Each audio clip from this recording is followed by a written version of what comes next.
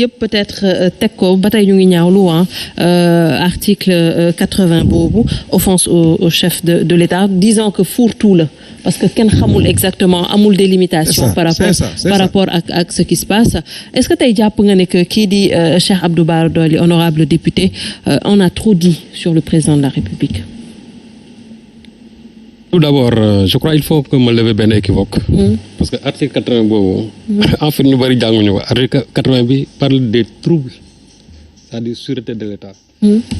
offense au chef de l'État ci biir la nekk je crois c'est article 200 et quelques mais article 80 chaque fois les gens parlent de offense au chef de l'État mais c'est par rapport à la sûreté de l'État ay déclarations yoo xam ne qui peuvent occasionner des troubles politiques loolu mooy article 80 bon maintenant offense au chef de l'État vous savez la notion d'offense au chef de l'État man mos naa ci wax fii je crois ci benn domaine ça remonte depuis quasiment boo xoolee l'ère même du Christ jusqu'à aujourd'hui il y a beaucoup d'États yoo xamante ni génn nañ ko ñoom ci seen corpus législatif parce que en réalité fourre-tout la boo xamante ni à la moindre incartade les gens saisissent cet article-là pour mën a régler des comptes politiques waxoon nañ fi ñu bëri nag sax ils avaient promis que ñoom une fois arrivé au pouvoir dinañ réviser le code pénal pour mën a dindi loolu mais boo ñëwee ba xas ba toog aussi da ngay jàpp ne peut-être mooy la pour nga mën a abattre ses adversaires politiques. Cheikh Abdou Bara Dolly le connaissant très bien c'est quelqu'un de très bien et je sais que li mu wax il l'a pas dit pour faire mal au président de la République il y a une occasion publique qui s'est présentée mu wax ko nit ñi mën nañ ko jàppee ay dérives et cetera mais ce li Malick wax léegi dafa am solo c'est-à-dire que dans ce pays je crois que Cheikh Abdou Bara li mu wax ñu wax lu ko fi gën a grave ci dëkk bi ñu ngi fi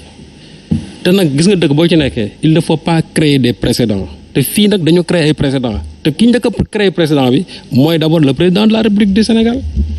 yow nga taxaw nit ñi nga ne yaa ngi ay audit ngay jàpp ñoo la neex nga ne man maa jël sama loxo teg nii ci yenn dossiers yi parce que am na ñoo xam boo leen jàppee réew mi tàkk moo ko fi njëkk a wax kooku ñëpp ñoo ko wax ñoo ko dégg waa ki nga xam ne yaay la première institution du pays yow yaa taxaw nga ne da ngay làq ay nit alors que yaa njëkkoon def déclaration en 2012 nga ne une fois man duma làq kenn et d'ailleurs sax man waxoon naa leen dans un pays normal un président n'a même pas le droit de dire ça parce que le président n'est même pas habilité à parce que amul pouvoir bi si la justice marche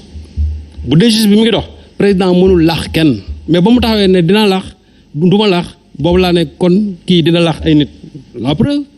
moom moo taxaw ne dama jël sama loxo teg ko ci yenn dossiers yi alors que OFNAC am na fi ñu épinglé yoo xam ne kenn ça justifie yenn dérives yi. waaw moom laa la c'est-à-dire dama ne. c'est-à-dire voilà des précédents parce que su fekkee ne injustice dafa am. il faut nga réparer injustice boobu mais moo ne parce que tey injustice bi dafa dal sur la première institution du pays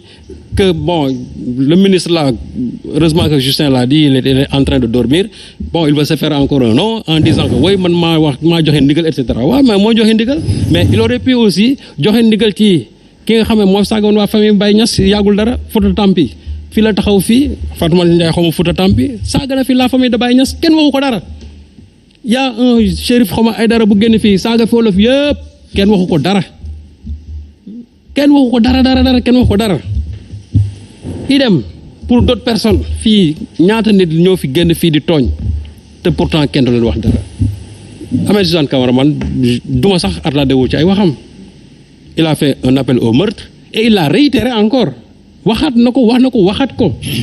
et pourtant bon les gens pensent que aussi c'est pas grave appel au meurtre moo gën a grave li ñuy wax président de la République man de jàpp naa ne fii émission bii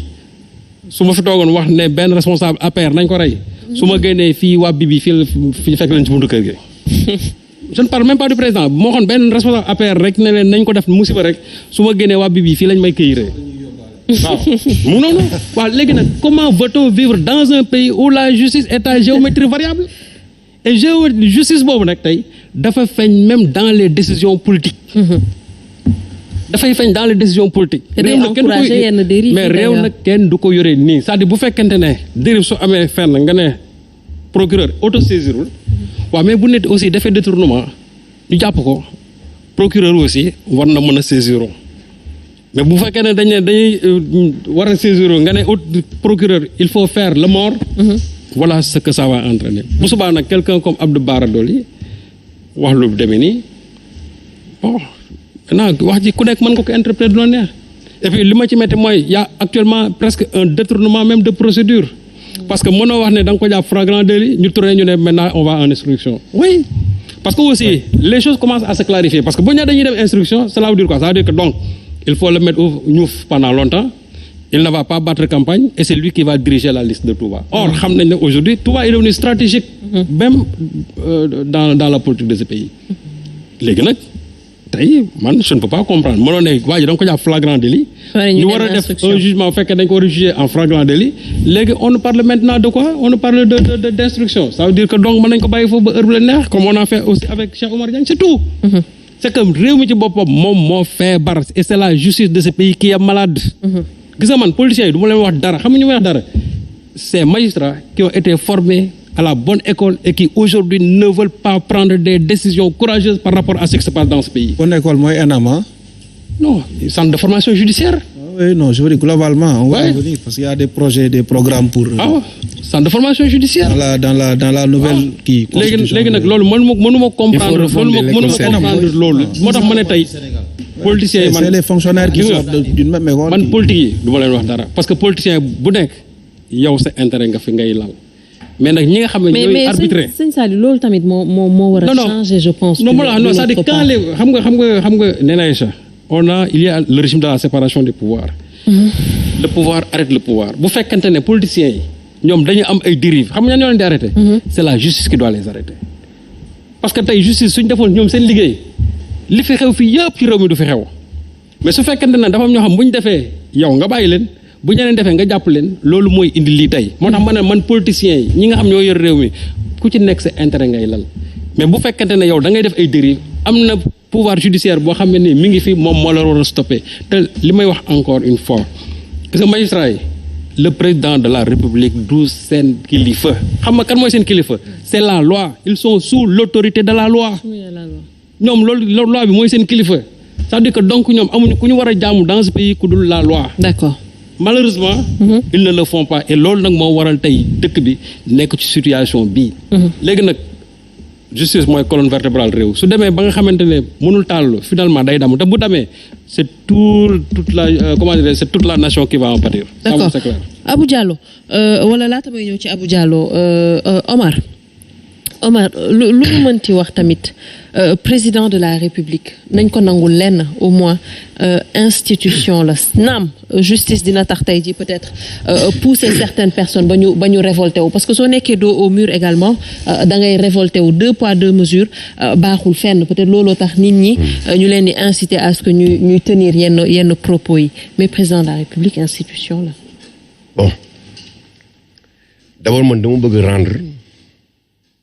hommage à Ablaye Wade. Les fortes mobilisations bi opposition def yéen une grande mobilisation. Wade l'a fait mi ngi nii sax tu as vu ça c'était en novembre 2014 bi Wade accédé Macky c'est 2 ans après l'accession de Macky à la tête de ce pays. C'est 2 ans après. 2014 qui avait organisé ça. Tu as vu? Je pense que c'est en 2014 et en 2015. C'est par la suite la organiser beneen meeting ñu ne doo ko fi defee mu forcer barrage bi.